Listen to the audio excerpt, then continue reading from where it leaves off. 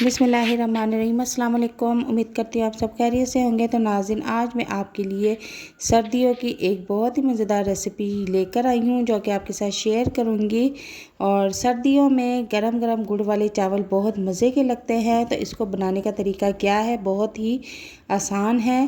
तो स्टार्ट करते हैं। इसकी तैयारी के लिए हमें जो जो चीज़ें चाहिए वो मैं आपको साथ साथ मेंशन करती जाऊँगी। तो 1 किलो चावल के हम ये रेसिपी रेडी कर रहे हैं, तो वीडियो को फुल वॉच करना है। तो चलते हैं अपनी रेसिपी की तरफ।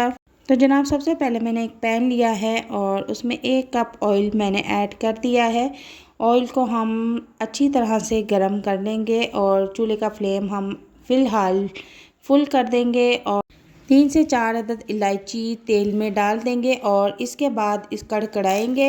इलायची कड़कड़ाने के बाद मैं इसमें 1 कप पानी शामिल कर दूंगी और पानी को जैसे ही बॉईल आता है तो मैं इसमें 1 किलो गुड़ ऐड कर दूंगी। तो ध्यान रहे कि 1 किलो चावल है और 1 किलो ही गुड़ मैंने इसमें ऐड कर दिया है।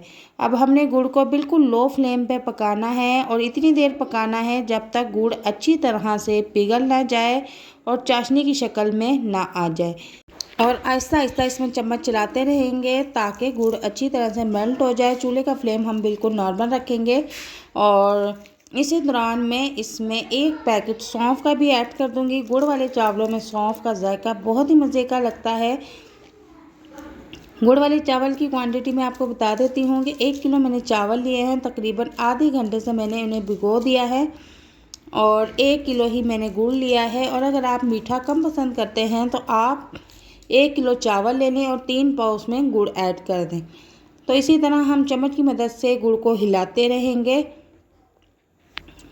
गुड़ हमारा अच्छी तरह से मेल्ट हो रहा है तो दूसरी तरफ मैं चावल बॉईल कर लूँगी।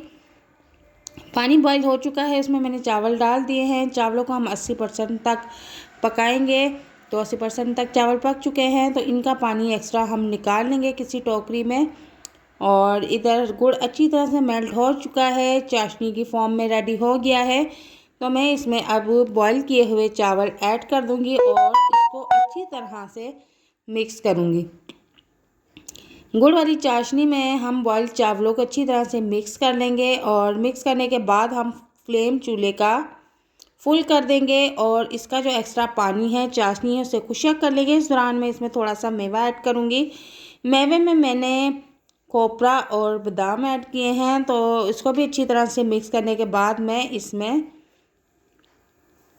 चम्मच चलाती रहूँगी ताकि अब चावलों का एक्स्ट्रा पानी जितना भी है हम इसको खुश्क कर लेंगे। जब तक एक्स्ट्रा पानी खुश्क नहीं हो जाता हम इसको तब तक फुल फ्लेम पर पकाएंगे।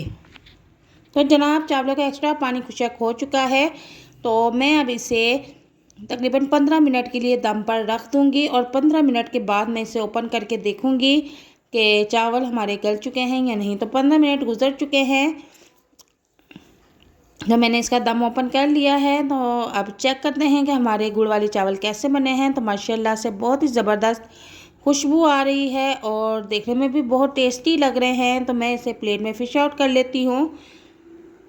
माशाल्लाह बहुत ही प्यारा कलर आया है और यकीन करें इतने टेस्टी बने हैं कि आप इस रेसिपी को घर में ज़रूर ट्राई कीजिएगा। और अगर रेसिपी पसंद आती है तो इसे लाइक शेयर ज़रूर कीजिएगा। अल्लाह हाफिज़।